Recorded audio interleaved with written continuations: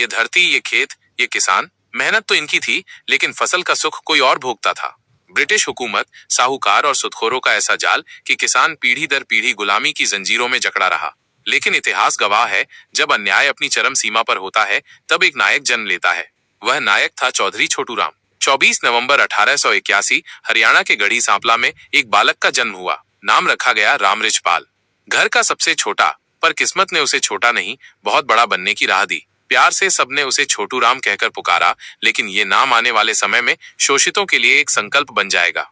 एक साहूकार एक गरीब किसान को अपमानित कर रहा है, वहीं छोटू राम अपने बाबू के साथ आते हैं। उनके मासूम चेहरे पर हैरानी है, लेकिन अंदर कुछ जलने लगता है। साहूकार के कठोर शब्द उसके दिल पर चोट करते हैं।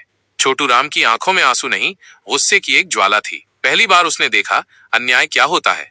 छोटू राम ने साहूकार को कहा, इतने बड़े होकर भी आपको ये नहीं पता कि इंसानों से कैसा व्यवहार किया जाता है? ये बस एक सवाल नहीं था, ये भविष्य के योद्धा की पहली हुंकार थी, जिसने उस दिन साहूकार को चौंकाया था और आगे चलकर पूरी व्यवस्था को हिला देने वाला था। बचपन में निर्धनता थी, लेकिन इरादे अडिग। दिल्ली के क्रिश्चियन मिशन स्कूल तक सफर किया, फिर सेंट स्टीफंस कॉलेज से स्नातक की डिग्री ली। 1909 में आगरा से वकालत की पढ़ाई पूरी की, पर यह डिग्री सिर्फ कागज का टुकड़ा नहीं थी, ये किसानों की लड़ाई का हथियार बनने वाली थी। चौधरी छोटू राम ने वकालत को पेशा नहीं, एक मिशन बनाया। न झूठे मुकदमे लिए, न गरीबों से फीस ली। उन्होंने उन किसानों और मजदूरों के केस लड़े जिनके पास अदालत की चौखट तक पहुंचने के लिए पैसे तक नहीं थे। जब साहूकारों और जमींदारों ने गरीबों को डराया, तब चौधरी छोटू राम ने उन्हें इंसाफ दिलाने के लिए अपनी कलम और आवाज दोनों को हथियार बना लिया। लेकिन ये लड़ाई सिर्फ अदालत तक सीमित नहीं थी। उन्होंने कलम को तलवार बनाया और जाट गजट अखबार शुरू किया। ये सिर्फ खबरें नहीं छापता था, ये उन किसानों, मजदूरों और आम लोगों की आवाज था जिन्हें सदियों से दबाया गया था। जाट गजट के हर शब्द ने किसानों में नई चेतना जगाई, अन्याय के खिलाफ उठने की हिम्मत दी। चौधरी छोटू राम सिर्फ एक वकील नहीं थे, नहीं सिर्फ एक पत्रकार, वो एक आंदोलन थे जो अन्याय की जड़ों को हिला रहे थे। चौधरी छोटू राम जानते थे, किसान का असली दुश्मन उसकी गरीबी नहीं, बल्कि सत्ता और साहूकारों का गठजोड़ है। उन्होंने किसानों को आवाज दी, उन्हें हक के लिए खड़ा होना सिखाया। लेकिन इससे उनके सबसे बड़े दुश्मन पैदा हुए वही लोग जो अन्याय से अपनी रोटियां सेंक रहे थे। एक वकील कटाक्ष करता है, अगर सबके केस मुफ्त में लड़ोगे तो हमारी रोजी रोटी कैसे चलेगी? चौधरी छोटू राम ने कहा, अगर मुवक्किल नहीं होंगे तो तुम्हारी दुकान कैसे चलेगी? 1916 में रोहतक कचहरी में उन्होंने किसानों का अपमान करने वाले वकीलों को चुनौती दी। जहां दूसरे वकील फीस के बिना कागज तक नहीं पलटते थे, वहीं चौधरी छोटू राम गरीबों के लिए बिना किसी स्वार्थ के लड़ रहे थे। दीन बंधु के नारे से ये आकाश धरती गूंज उठती है।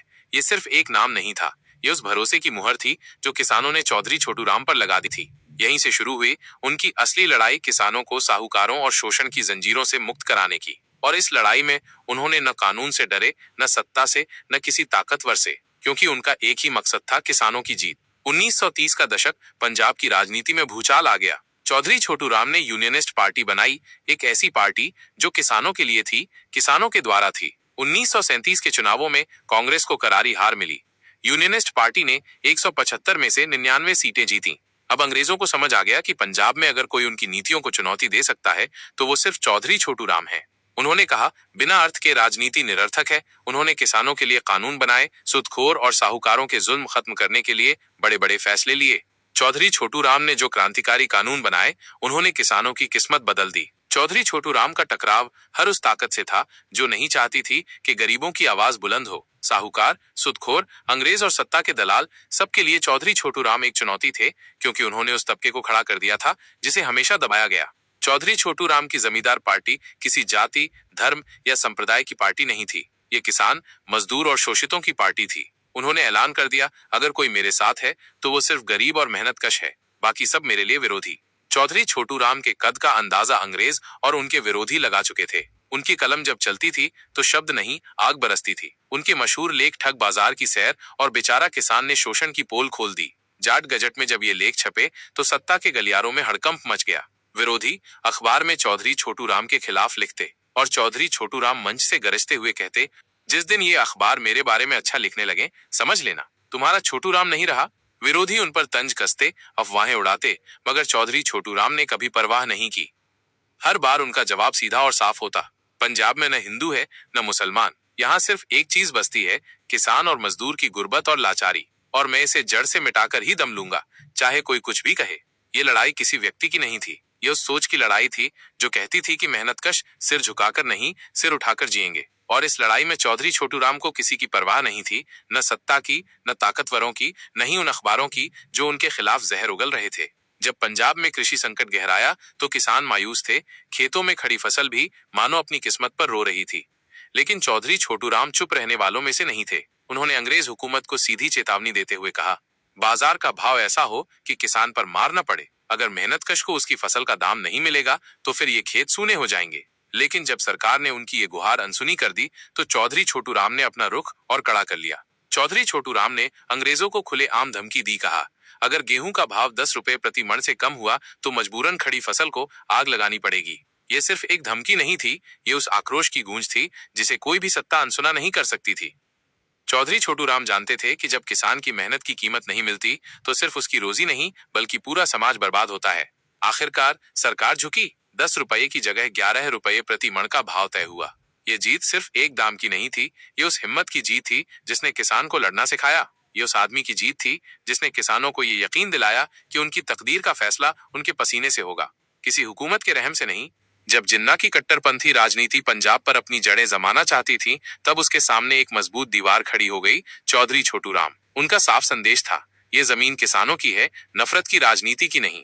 पंजाब मजहब से नहीं, मेहनतकश किसानों से बनता है। सांप्रदायिक जहर घोलने वाले इसे तोड़ने का सपना छोड़ दें। जिन्ना साहब, पंजाब छोड़ दो। यहाँ हिंदू, मुसलमान और सिख नहीं, सिर्फ मेहनतकश किसान और मजदूर रहते हैं।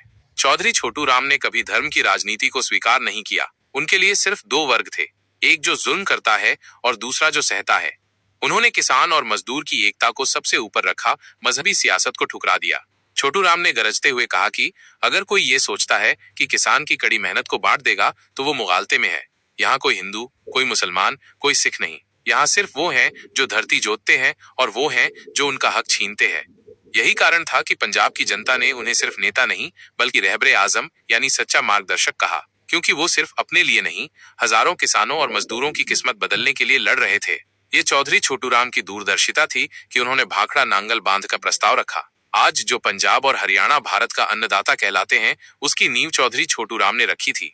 9 जनवरी 1945 लाहौर की धरती पर किसानों का रहबर अपनी आखिरी सांस ले रहा था। उनका शरीर भले ही थका हो, लेकिन उनकी आंखों में वही तेज था, वही संकल्प था। खबर जैसे ही पंजाब और हरियाणा के गांवों में पहुंची, खेतों में हल रुक गए। किसान अपने सिर पकड़कर बैठ गए। लगता था जैसे कोई अपना चला गया हो, जैसे धरती की छाती पर कोई गहरा घाव लग गया हो। जहां हजारों किसान उनके अंतिम दर्शन के लिए उमड़े पड़ते हैं, चारों तरफ मातम। लाहौर से उनका पार्थिव शरीर रोहतक जाट कॉलेज लाया गया, जहां किसानों के आंसुओं के बीच उन्हें अंतिम विदाई दी गई। लेकिन क्या कोई ऐसा इंसान सच में जा सकता है जिसने लाखों लोगों को जीने का हौसला दिया हो? किसान चौधरी छोटू राम की चिता के सामने हाथ जोड़कर खड़े, उनकी आंखों में आंसू हैं और होठों पर छोटू राम के वो शब्द, ये भोले किसान, मेरी 2 बातें याद रख। एक, बोलना सीख। दूसरा, दुश्मन को पहचान ले। ये सिर्फ शब्द नहीं थे, ये एक पूरी क्रांति का मंत्र था। क्योंकि जब तक किसान का पसीना बहता रहेगा, जब तक मेहनतकश अपने हक के लिए लड़ेगा, जब तक अन्याय के खिलाफ आवाज उठेगी, तब तक चौधरी छोटू राम जिंदा रहेंगे। चौधरी छोटू राम, किसानों के सच्चे मसीहा।